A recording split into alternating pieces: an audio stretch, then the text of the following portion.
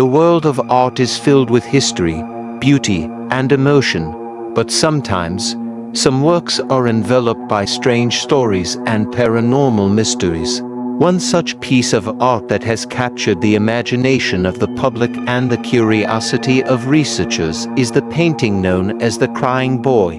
This artwork, created in the mid-20th century by Italian painter Giovanni Bragolin, has become the center of a widespread legend about a curse linked to its portrayal of a sorrowful, tearful child. Over the years, it has been blamed for fires, misfortune, and even death.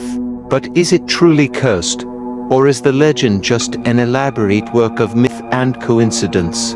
In this detailed exploration, we will delve deep into the background, history, and the mysteries surrounding the Crying Boy painting. The origins of the Crying Boy painting. Story of the Crying Boy painting begins in the 1950s in Italy, when an artist by the name of Giovanni Bragolin painted a series of portraits depicting various children with tears streaming down their faces.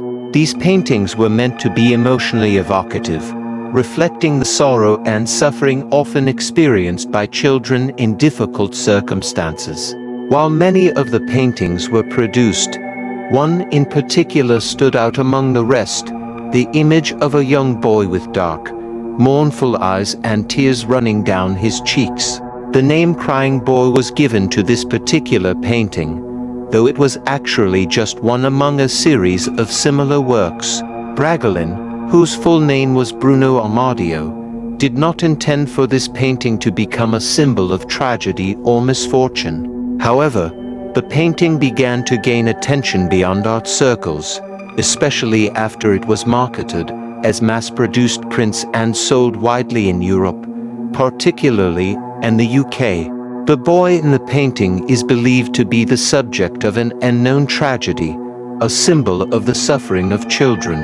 However, the background of the boy is shrouded in mystery. No one truly knows the identity of the child, or whether he was based on a real person, a model, or even a figment of Bragolin's imagination. This ambiguity surrounding the boy in the painting adds an element of intrigue to the story. Was the child's sorrow real, or was it simply an artistic creation designed to evoke sympathy and empathy? The mass popularity of the Crying Boy painting did not immediately lead to the curse legend. However, it was through the widespread distribution of these prints in homes, particularly in the United Kingdom, that the association between the painting and misfortune began to unfold.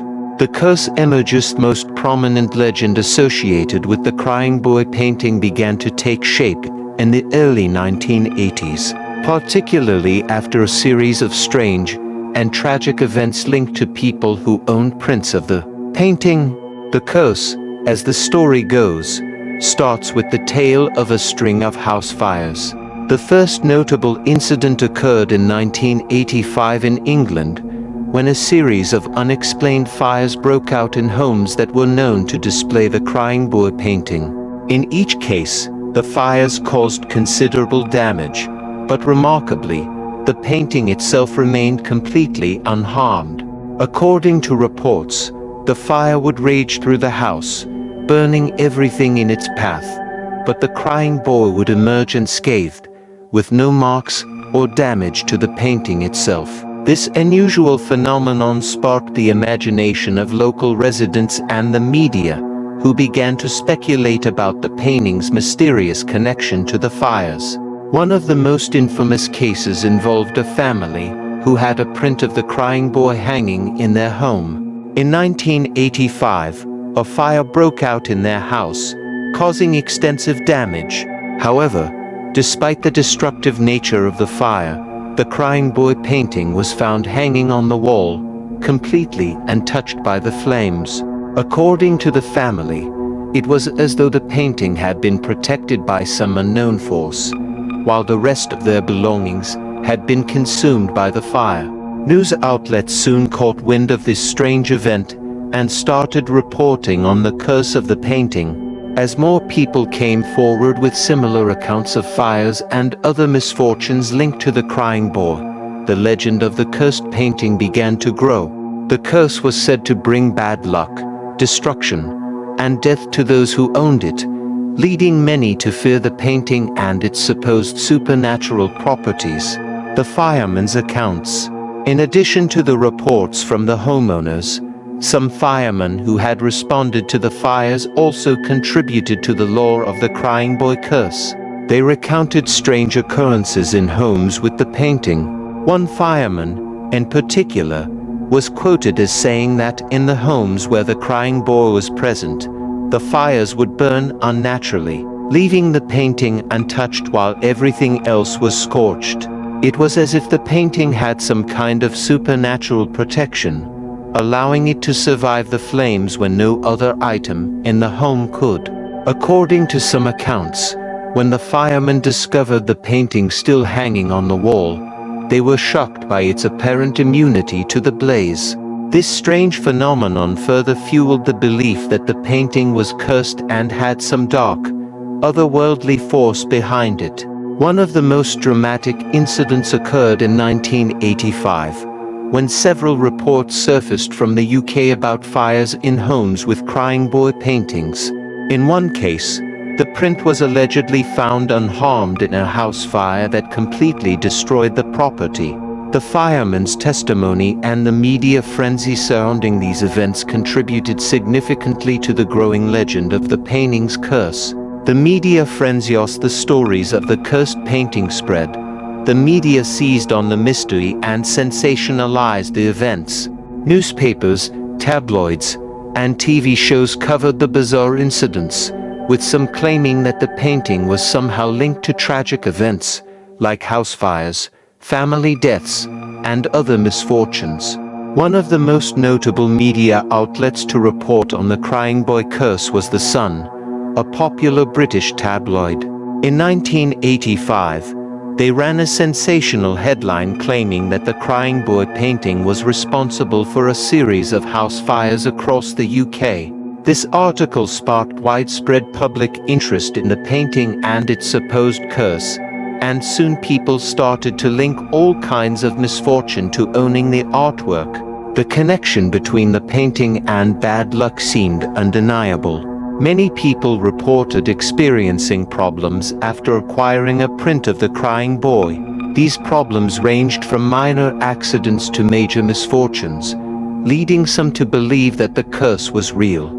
The media frenzy only served to amplify the mystique surrounding the painting and its so-called supernatural powers. Attempts to end the curse as the legend of the cursed painting spread. Some people began to take drastic measures to rid themselves of the Crying Boy. One of the most famous responses came from the people of England, who began holding mass Crying Boy painting bonfires. In these events, people would gather together to burn their prints of the painting in an attempt to rid themselves of its curse. In 1986, the Sun newspaper organized one such bonfire, where they invited people to bring their cursed prints of the Crying Boy to be burned in a ceremonial fire.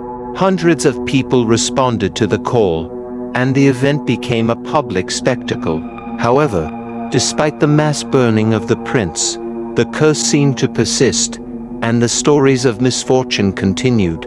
Interestingly, even after these public bonfires, reports of fires and strange occurrences linked to the Crying Boy painting continued to surface. This only added to the belief that the curse could not be so easily dispelled, and that the painting retained its malevolent power. Debunking the curse, skepticism and rational explanation. While the stories of the Crying Boy curse remain popular, there are several rational explanations for the events that occurred. Skeptics argue that the fire-related incidents were simply coincidences, with the paint on the artwork possibly being made of materials that made it more resistant to fire than other items in the home. One possible explanation is that the paint used in the Crying Boy paintings contained a chemical compound that made it less flammable than other materials. This could account for the phenomenon of the painting surviving the fire when everything else in the home was destroyed.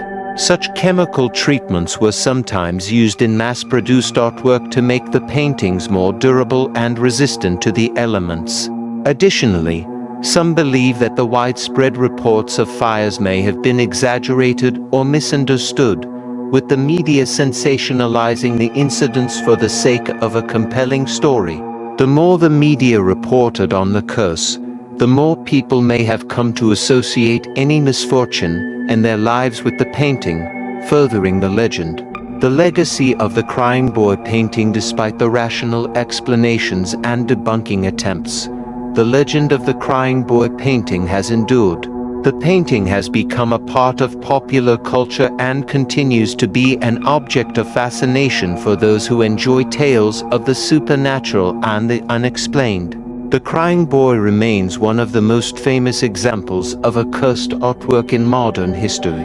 Its place in folklore is secure, and it continues to be a symbol of both the beauty and mystery that concern works of art. Whether or not the curse is real is still up for debate, but the painting's eerie presence in homes, and the strange events that have been linked to it, will continue to intrigue and captivate the curious minds of future generations. In the end, the story of the crying boy painting serves as a reminder that sometimes the line between art and myth is a thin one, and the tales we weave around the objects we hold dear can have a life of their own. Whether you believe in the curse or not, the legend of the crying boy will likely persist, haunting those who come across it with the knowledge that there may be more to this painting than meets the eye.